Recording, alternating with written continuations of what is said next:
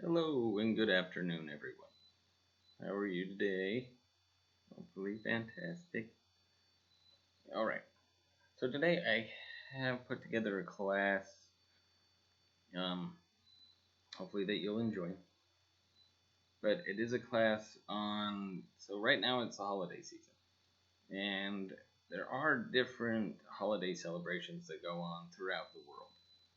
So instead of focusing just on the ones that we tend to focus on here in the U.S., it'd be fun to kind of check out some of the ones that go on. That some of them are still here in the U.S., but they're different traditions than what we typically celebrate. So that'd be fun to go over. There's 9 of them, but they're kind of short descriptions and a fun history of I don't know, kind of taking a trip around the world and even a trip within the U.S. just to kind of see how people celebrate because it's a wonderful thing. All right, so the first one we have is the Soyao, um, which is the winter solstice of the Hopi in northern Arizona. So the winter solstice is coming up. Yeah, I forget what day that falls on, but it's the winter equinox basically. And here's a pretty picture. Sorry, I wish it was color, but it's not. But I miss the snow. But the Hopi are indigenous people of this country. And so this is what they celebrate during the winter solstice. So the Hopi have lived in the northern part of Arizona for more than 1,000 years, and one of their most important celebrations is that of Soyao, or their winter solstice celebration. The Hopi believe that during this time, the Kachinas, I'm probably pronouncing that wrong, so I apologize, but which are the spirits that watch over the Hopi, come down from their home in the San Francisco Mountains to bring the sun back to the world. It's also a time for purification and prayer, and it's often thought that everything that happens in the coming year is arranged at Soyao. It's commonly celebrated by dancing, singing, and giving gifts to children. There's also a rich tradition of storytelling involved as well. That sounds fantastic. But again, it's a celebration of the solstice and the coming of to bring sun back to the world because it gets cold. Yeah, so we wanted to celebrate early the sun coming back. Number 2 is the Pancha Ganapati. So again, probably pronounced that wrong, but I'm trying here. Which is the Hindu alternative to Christmas. So this is a somewhat recent thing, but created in 1985 by a Hawaiian Western convert to the religion to serve as a modern Hindu alternative to Christmas. Pancha Ganapati is a 5-day festival devoted to the elephant-headed god Ganesh. Oh, so. No, well, this is why we can't have nice things. Because DJ will drop it.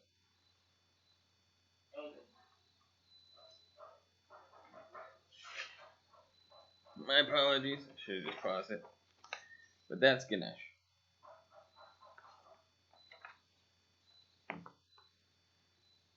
And there's a story behind why he has a elephant head and a somewhat human body. He has human hands, he has 4 hands, but yes.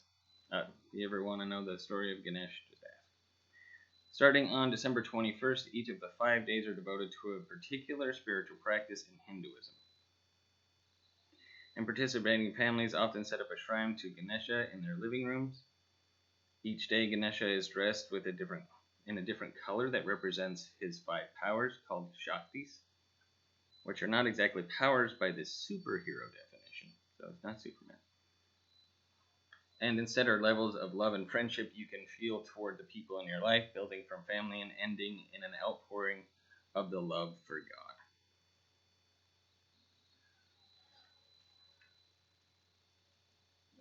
So as for the story behind Ganesh, or Ganesha, he's commonly thought of as God who makes life easier, one who removes obstacles, celebrates art, and brings about new beginnings. Apart from his many arms and elephant head, it is also said that he rides a mouse. So an elephant riding a mouse, and they're supposed to be afraid of mice, but see, he's bringing stuff together. His origin story varies from being the son of the god Shiva and his consort Parvati, goddess of love, while other stories claim that he's the son of the elephant-headed goddess Malini, who conceived him accidentally after accidentally drinking Parvati's bathwater, which had been thrown into a river. Okay, well, I heard the other story about him being the son of Shiva. And yeah, but anyway, that's a whole long story. Let's stick to the holiday traditions here. Number 3, so there's Shana and her 7 sons, a celebration of women in Yemen. So, Shana, I might be pronouncing that wrong. I apologize. If you know the correct pronunciation, please let me know, and I can correct it at some point. And so, for the Jewish population of Yemen, the 7th night of Hanukkah is set aside as a holiday celebrating women. And that's all thanks to Shana and her sons from the book of Maccabee. The story has it that Shana was the mother of 7 sons. They lived during a time when the tyrannical king worked to destroy all of Judaism. Shana and her sons stood up to the king, refusing to destroy their faith. As the boys were martyred one by one, Shana stood firm in her belief, and after her sons were dead, and all still faithful, Shana herself died. It's not exactly the most cheerful of holiday tales, but the remarkable strength that Shana showed in the face of adversity is an inspiration to any woman. I like that one. All right. Wow. So number 4. Look, just look at the spelling of this. See, it's Icelandic. There's no way I'm gonna get it right. Jólakatorin. But anyway, it's the Icelandic Yule cat. All right. Let's find out about the Yule cat. So Iceland has its fair share of Christmas monsters. From the terrifying Christmas ogress Grilla, who eats naughty children. So we all must have been alright because we're adults now. To her sons, the Yule lads, prankster Santas, who also sometimes eat people. I don't know what the cannibalism is there in Iceland. This entry isn't about these creatures. However, it's about their pet cat. The name I can't pronounce. Or the Yule cat is known as a giant, fearsome feline who stalks the snowy countryside on Christmas Eve and devours those who didn't receive new clothing to wear for the holiday. Kind of an insult to injury, like, couldn't afford it? Sorry. Now you're gonna kill me. While the story of the dangerous cat is so old that Icelandic historians are actually unsure of when it first arose, it's often thought to have been invented to combat laziness. So back in the day, such and such, when they would be gifted a new article of clothing from their masters. Don't worry though, the existence of the Yule cat was also used to encourage giving, but not only to friends and loved ones, but to the less fortunate. Not bad for a terrifying demon cat. Yeah. So that's interesting.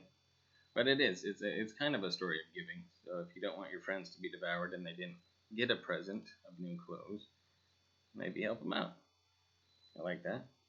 Next one is Sancta Lucia, the honoring of Saint Lucy. Okay, so if you're old enough to remember the Kirsten American Girl doll, you already know where I'm going with this. Or I just am not that big on American Girl dolls, so I don't know. The Feast of St. Lucy is traditionally celebrated on December 13th. Commemorates St. Lucy, a martyr who acted during the Diocletianic persecution. Long story short, Romans were not fans of Christians during a time. Wearing a wreath crowned with candles on her head to light her way and leave her hands free, the fearless Lucy brought food to hiding Christians in the catacombs of Rome. That's nice. It was mostly celebrated in the Scandinavian countries due to the idea that the Festival of Light would be hit with a red sash, just like Kirsten did, and walk in processions holding trays of delicious rolls and cookies while others sing songs. Don't worry, boys were also allowed to get in on it too. Oh, don't worry, guys. If you're really upset by that, which you might be, I don't know. Okay, and then, I'm gonna pause it real fast. I hear walking through the halls. Okay, the walking has ceased. Okay, so I only got about 4 more. So, Olent Zero, the Basque Santa Claus. Basque is very interesting culture and tradition. So there are a lot of variations to the legend of Olent Zero, the Basque version of Santa Claus, but the most common version is this. So Olent Zero belonged to a mythical race of people called the Gentilac, who were giants compared to normal humans. He lived peacefully until one day a cloud appeared in the sky, although it was only visible to one blind old man. The blind man interpreted this to mean that Jesus was going to be born soon, and asked the giants to be thrown off of a cliff so that he wouldn't have to live with this new religion that he did not know or understand.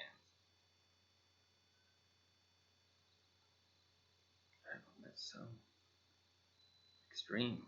The giants obliged, so they actually did it. But all tripped and fell off the cliff except for Olent Zero. As a sole survivor, he embraced Christianity and swiftly turned into the merry gift giver he is today. So Santa used to be a giant. Another popular origin story states that Olent Zero was an abandoned newborn who was found by a fairy, given superpowers, and adopted out. He grew to be a kind and gentle man until one day he died saving children from a burning house. To honor his sacrifice, the fairy brought him back to life and gave him the job of giving presents to children.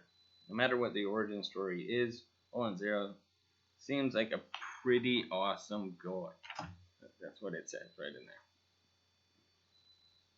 All the writing cut out on this one. Okay, well, we'll just read about it and find out what it is. Hate the lull that hits as soon as the clock strikes midnight on December 26th. Not really, but if you lived in Italy, the party would not have only continued until January 6th. Oh, this is the Feast of Epiphany. The party would continue until January 6th when the Feast of Epiphany hits. But also you get to believe in Befana the Witch.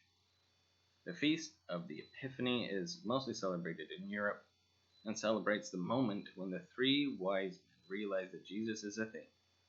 But the Italians throw an interesting spin on it. Legend is that Befana was a nice old lady who lived by herself. When the 3 wise men stopped by and asked for directions to find baby Jesus, she didn't know, but she offered them a place to stay, and thinks they offered her a spot in their journey. She turned them down, but later had a change of heart. By the time she gathered all of her presents and set out to follow them, their tracks had blown away in the snow. Because of this, Befana goes from house to house, leaving presents for all the children in Italy. It's also that she is a form of Roman goddess Strenua, who brought in the new year. Interesting. So she's like Santa Claus and Baby New Year all wrapped into one. I like that story. That's cute. Okay, so again, I'm going to go with another witch. So Perchta, the Bavarian Christmas witch. Number 8. We only have 2 more. I'm sorry. So we have another Christmas witch, but this one isn't exactly the friendliest. Okay. Perchta was not originally a figure for Christmas, and in fact was at once a goddess in her own right in the pagan pantheon of the upper German region of the Alps. So she's a Hyperborean above the boreal forest. There she was considered an embodiment of fate, as well as the souls of the dead, as well as having ties to several Norse goddesses such as Frigga and Freya.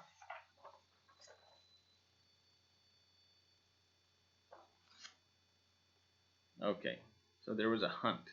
And however, as time moved on, she slowly began to become a member of Christmas lore. This mostly was because she had a tendency to wander from home to home in midwinter, which eventually became the 12 Days of Christmas. Possessing full knowledge of those who had been a hard worker that year, those who had received silver coins in their shoes, and those who didn't, particularly girls who had not finishing spinning their flax in time, got their belly split open, their intestines removed, and the whole stuffed with pebbles and straw. Luckily for all of us, she doesn't live in the same country as the Yule Cat. So make sure you spin your flax. And finally, Krampus, the anti-Santa Claus. I think we've heard of this one before. So it's been a good year for Krampus, given the fact that he's gotten his own movie, starring Adam Scott, no less.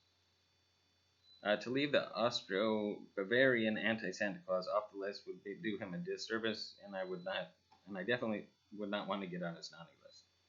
So this story originated in the 1600s. My apologies. Krampus is thought of as a companion to Santa Claus, of which he has many. Specifically brought around to punish children who have been bad. While there is no specific origin story that explains why Krampus came to be, Santa Claus was often known in Europe